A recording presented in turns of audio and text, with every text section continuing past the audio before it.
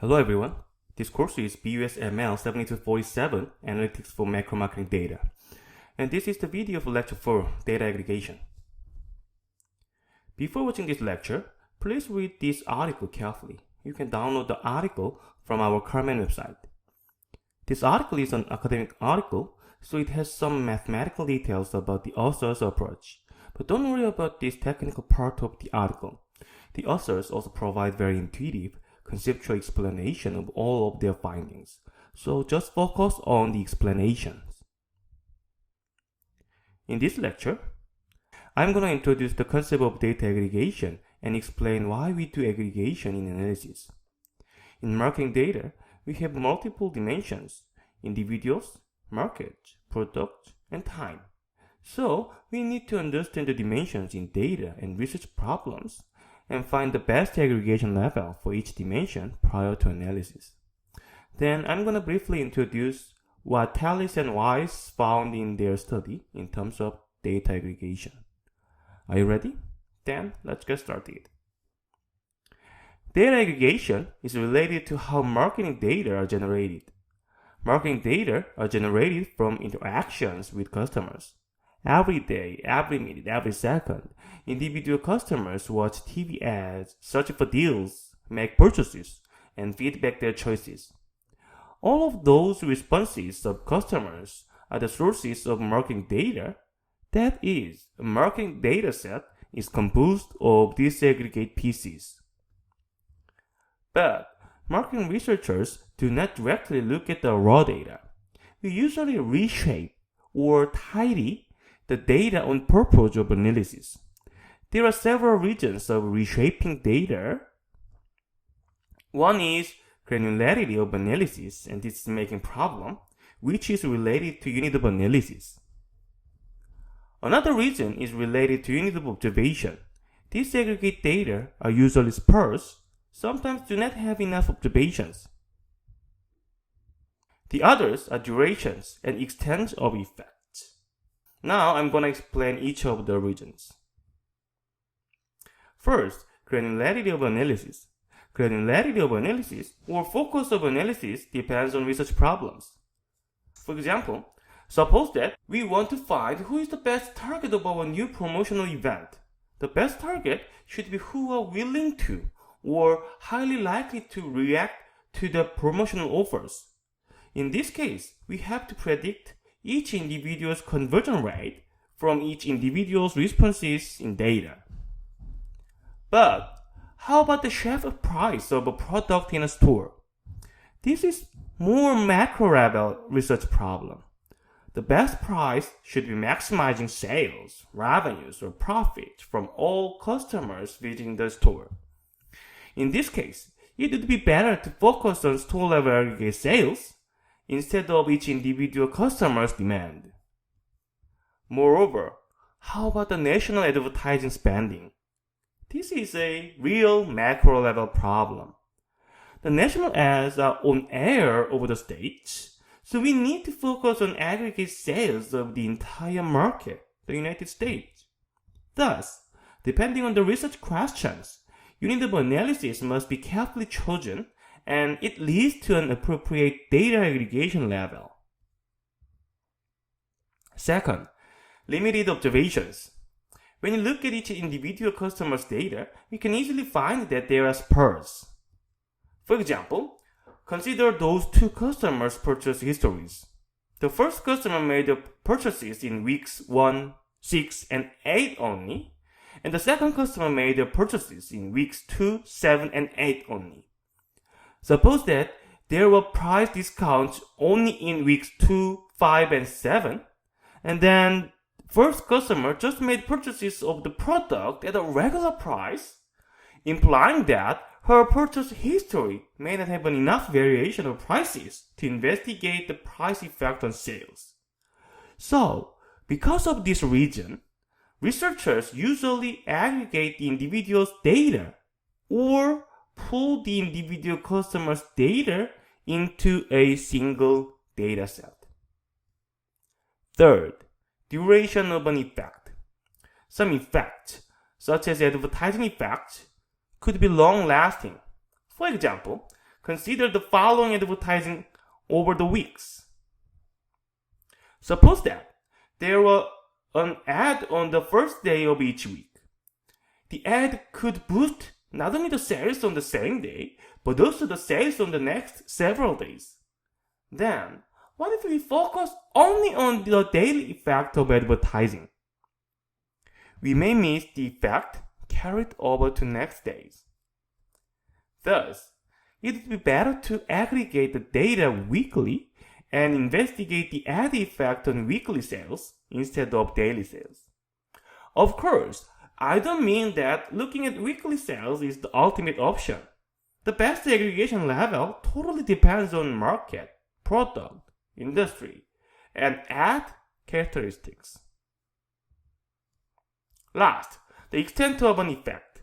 Some effects are not limited to a single product. Sometimes the effect could be brand-wise, store-wise, industry-wise, and so on. For example, consider these Pampers brand ads. This affects not only a single product line of Pampers. It affects various Pampers products including its Swaddler baby diapers, baby dry diapers, Cruisers diapers, and Pampers baby wipes for sensitive skins. Thus, to correctly measure the effect of this ad, it would be better to aggregate the sales data at the brand level or the firm level. Now, I'm going to introduce 3 widely considered dimensions for aggregation in marketing data. The first dimension is customer. For aggregation, we usually need to decide at which level we are going to aggregate different customers. An issue related to this dimension is consumer heterogeneity. As discussed before, we need to discover the person who is highly likely to take our offer for targeting problem. That is, individual customer level heterogeneity is the key to the development of targeting strategy. But suppose that we now decide when to launch our new product. In this case, we may focus on country level summary in order to catch the common characteristics of the people in each country. The second dimension is product. Data also can be aggregated over products or SKUs, stock keeping units. Sometimes, stores do promotion events for a wide range of products due to inventory management. In this case, we may focus on each stock keeping unit in the inventory. But some effects could be brand-wise or category-wise as discussed before. In this case, it would be better to aggregate the data at brand level or category level.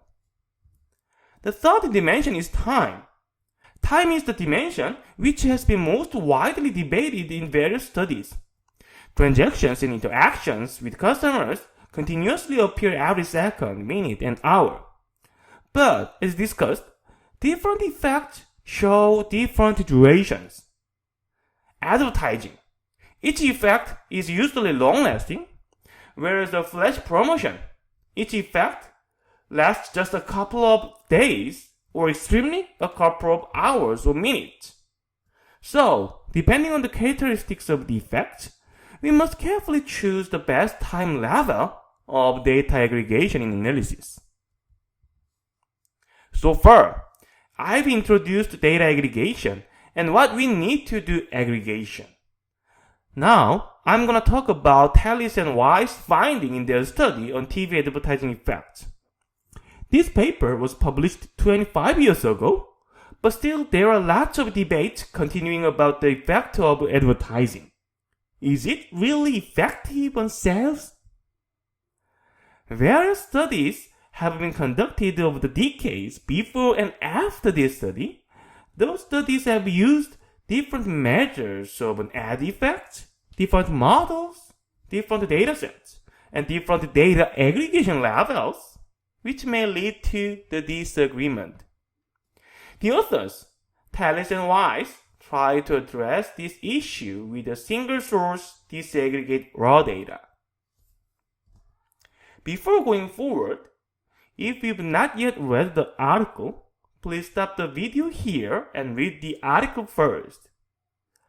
As this article is an academic article, it contains a lot of mathematical details, but don't worry about the math. The authors also provide intuitive, conceptual explanation of all of their findings. This is very important for this lecture because you may need the author's insights to address the questions in the assignment. The main finding in this article is that aggregating data over time and different consumers may cause a misunderstanding of advertising effects as having a statistically significant effect on sales. Let's see this table. This is table 3 in the article, which displays regression results with various temporal aggregation levels. Columns with beta show coefficient estimates, and columns with t show the corresponding statistical significance. Roughly, if the t-value is greater than 2, we can say that the effect is statistically significant, that is, it differs from 0. These rows stand for price and promotion effect. Across the different temporal aggregation levels, the coefficient estimates and statistical significance do not vary. For example, the price effect is almost the same as 0.03 in all aggregation levels. But the authors found that advertising effects vary across the different temporal aggregation levels. When they investigated the daily data, there are no statistically significant advertising effects, whereas they found significant ad effects in weekly and monthly data. Tallis and Weiss also investigated how customer level aggregation changes the coefficient estimate. Table 4a, which is the table in the left-hand side, shows ad effect coefficient. As for each individual, both the size and the statistical significance of the coefficient vary across the temporal aggregation levels. In daily data, there seems no ad effect. However, aggregating data of the individual consumers, the authors have a different result. The size of the coefficient at the market level is much bigger than that of the coefficient of the individual level. And even in daily data, the ad effect is statistically significant. Table 4b shows price coupon effect on sales with various aggregation levels, and we find that there's no significant difference between the aggregation levels both in time and individual consumers. In sum, the ad effect estimates are affected by the aggregation levels, but the other effects are not so. Why? Again, please carefully read the article. In discussion section in the article, the authors provide their insights of why they observed such results, and you will find similar results in the assignment. There are two different data sets. One is the same data set as we used in exercise 3. The other is a weekly ad spending and quality perception survey data set. You will be asked to run a regression at different aggregation levels and find the results consistent with Tallis and Weiss' finding.